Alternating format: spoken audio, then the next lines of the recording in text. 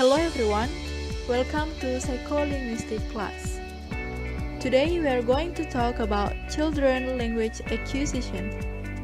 There will be some evidence found in the text and the theory which relate to it. I'm Meyga as the first speaker. The first is, Scott gave evidence that after several weeks of extensive interaction with its caretaker, the child starts to grow, making soft gurgling sounds seemingly to express satisfaction.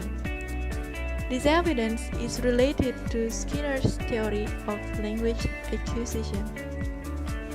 This theory explains that Skinner emphasized that before a child can begin to speak, they first start by listening to the sounds in their environment for the first years of their life. Gradually, child learns to associate certain sounds with certain situations, such as the sound of endearment a mother produces when feeding her child. Therefore, once the child listens to the sound of the caretaker, the child will associate it with a certain situation. In the line with Skinner's theory, which the evidence given, the child listens to the caretaker's sound when there is an interaction with the caretaker in a certain situation. For example, the situation is the caretaker tries to amuse the child. When there will be sound of endearment from the caretaker, so the child will make soft gurgling sound which express satisfaction. I'm Ratih. I would like to continue the material. It is about first words. Scaffold gives evidence that children often use idiomorphs, which means that the sound children make at first usually have a unique reference. For example, a daughter of a psycholinguist whose age was about 1 year said "kaka" to refer to milk. Then, children tend to learn basic vocabulary, which refers to everyday objects or things existing around them that can be manipulated by the children. For example, mama, dada, doggy, kitty, milk, cookie, sock, etc. The evidence provided by Scaffold relates to Piaget's cognitive theory. He states that children will be able to acquire a particular language when they have understood the concept. Piaget emphasized that it is impossible for a young child to form concepts that they do not know. Therefore, once a child learns about their environment, they can form a language which then becomes their prior experience. The evidence from Scaffold shows that a child had a concept of milk first and then learned to form the word kaka. It is along with the example given by Piaget that a child understands the concept of a cat, that it meows, is furry, and eats from a bowl. Then, they start developing the word kitty to refer to a cat. In addition, it is also related to the first stage of Piaget's cognitive development theory, which is about sensory-motor period.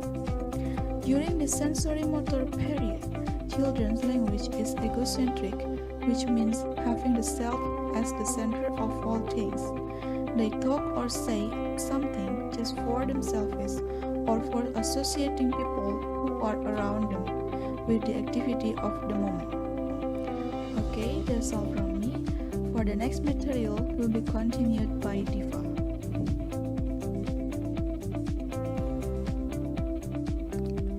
I'm Diva. Here I would like to continue the presentation. It's about the birth of grammar. A century ago, parents noticed that their children seemed to use a single word as sentence.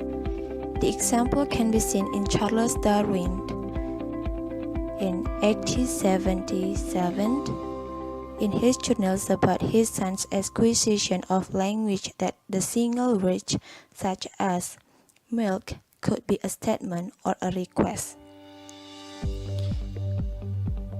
The use of single words as structured sentence is referred to as the holoplastic stage, where it is about the children are able to communicate complex ideas using only single words and simple fixed expressions.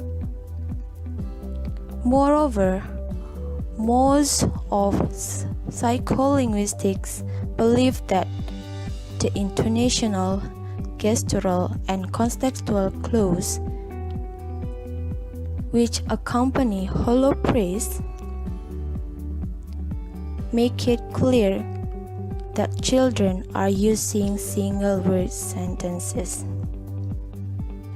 So, it can be said that in the very beginning, infants are reared and nurtured in a world where virtually all communication involves through intimate social interactions. Additionally, there is also holoplastic speech, where it is about a form of speech where single words are used to convey complex meaning. It found in primitive languages and in the earliest speech of all children. Furthermore, children generally begin to acquire language, especially grammar, at the age of 2 years old. On that age, the children start to use two-word sentences. Then there is an experiment to improve upon previous attempts to teach a form of human sign language to young chimpanzees.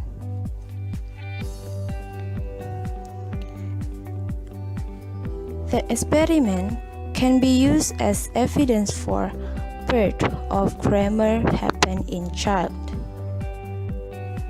This term focuses on the use of language between child and chimpanzee.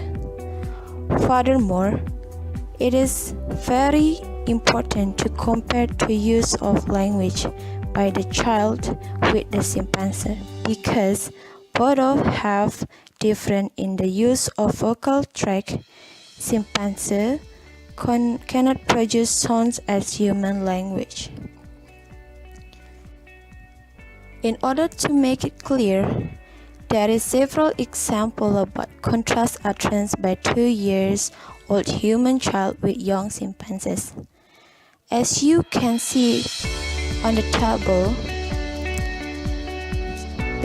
shows that the contrast of 2 words utterance by the child and 4-word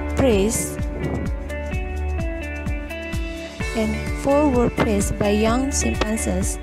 Then from those examples on the table, the result of experiment can be classified into 4 items. The first one is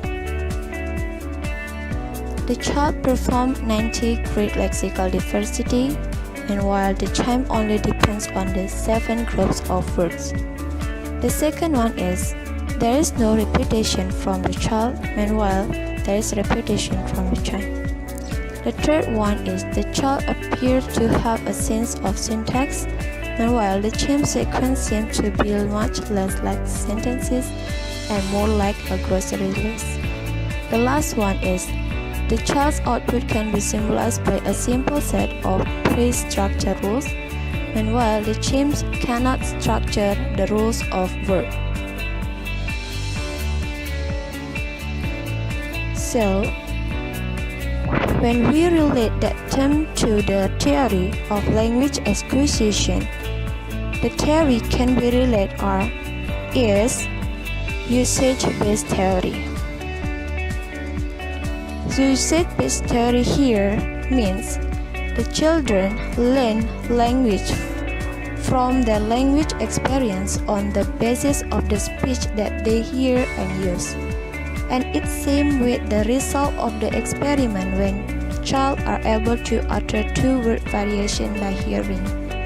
And according to Tomasello 2003, the usage-based theory takes construction which are direct form meaning pairings to be the basic unit of grammar.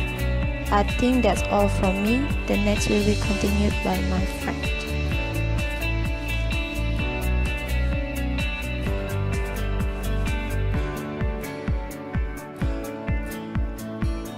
I'm Wahyu and I will continue the material about evidence for innateness. An evidence is found in Scoville who states that human has an inborn area in their brain which leads them to swim the backstroke or play a tune on piano.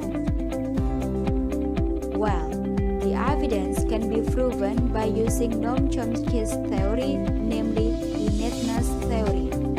Innateness theory itself states that children have an inherent mental for the language acquisition which is possessed biologically. Here, the children possess LAD, language acquisition device, on their mind. Now, here we go. Innateness theory. Children have an inherent mental for the language acquisition. Natural part of maturation, according to Goodluck in 1991. It means language acquirement will make humans human. The brain contains linguistic information at birth. Since the information are provided by children's brain from the beginning of their birth, then they will be naturally triggered to learn language by hearing to the speech of other people. LAD, language acquisition device.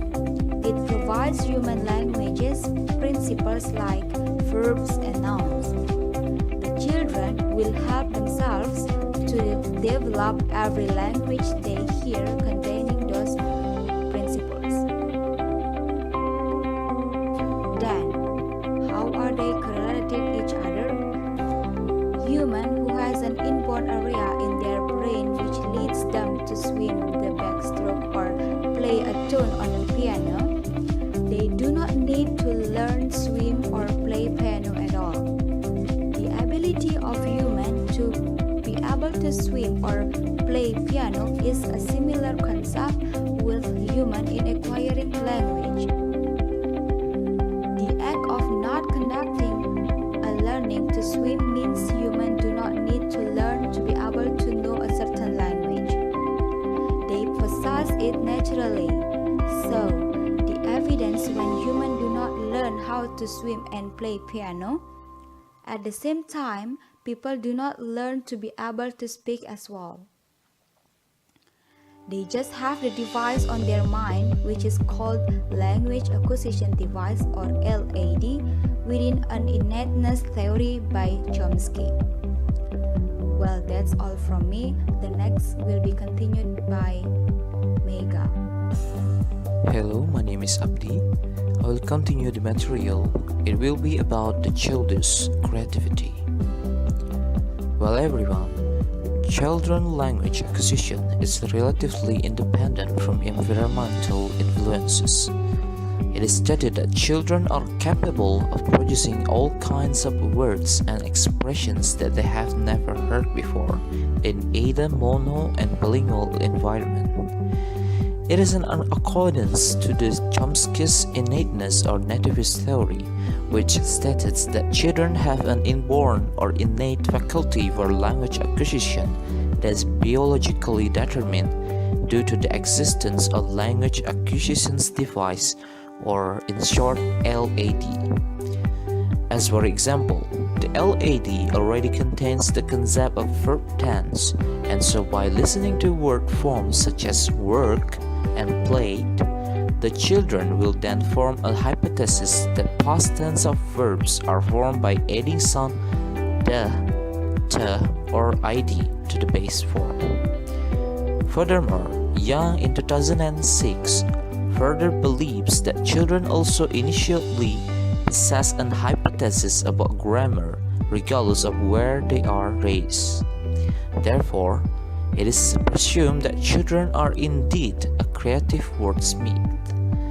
Another relevant theory about this is the cognitive theory of Piaget, which states that the children must first actively construct their own understanding of words through their interaction with the environment.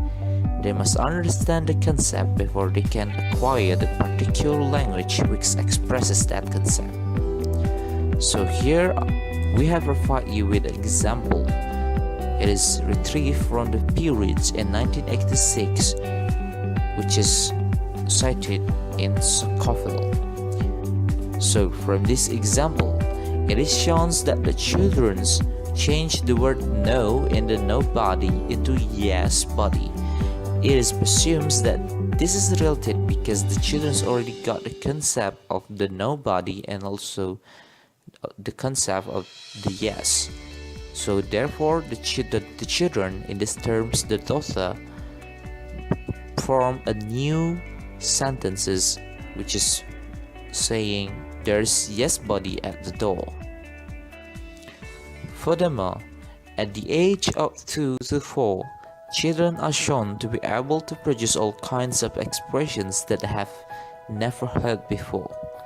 Yet, at this age, they show the attempt to create their own construction or reconstructions of such expressions of their mother tongue. Commonly, they are constructing three things. The first one is the regular plurals for irregular words like men's, ships, and also knobs. Another example is number 2, the regular past tense endings for irregular verb. It will be like goat, sing, eat it. And the last will be about the double tensings, in which the children will use double tenses, just like went it. So from these three terms, three things that the children usually create or reconstruct their own languages, we can see that the children already acquire the concept that the S words will be added at the end of the word in order to express the plurality. However, they do not possess the latter concepts that there are some words that is not ended with S to express the plurality. Well, let this phenomena of overgeneralization are mistakenly being commonly referred as false analogies. However, the creative constructions mentioned before is one of the examples showing that the relative autonomy of children in developing linguistic systems in relation to adult versions of the languages. Well, another example is what the students' creativity and syntax, in which the students overgeneralizing to patterns to create the close but not perfect pattern. Here we can see that the pattern A, there is Carlos, and the pattern B, there he is being combined by the pattern C into there Carlos is. The third pattern, or pattern C, is not natural because it is not commonly used by the adult in the daily conversation. It is, however, as the product of the creativity of the children. Furthermore, there are also another example about children's creative constructions that may reflect their inborn sensitivity to the synthetic structures of the languages they are acquiring. So, the example is like this. From these examples, we can see that the children are aware that the hicking up will be sounded phonologically sounds like hiccups, and the interrupt will be like entering up. Well, everyone, it is stated that there is nothing wrong with the hearing of these two children, for they have not yet learned to read. Instead, this phenomena remark another creative examples of how children creatively construct their grammar based on what they have learned and on what they can plausibly assume. The main point of this topic is about the children are not only the active and creative participants in the acquisitions of their mother tongue. Their errors are also indicating that they are remarkably sensitive to subtle but inherent grammatical characteristics of the language they are learning. That's all about our presentations. Thank you for your kind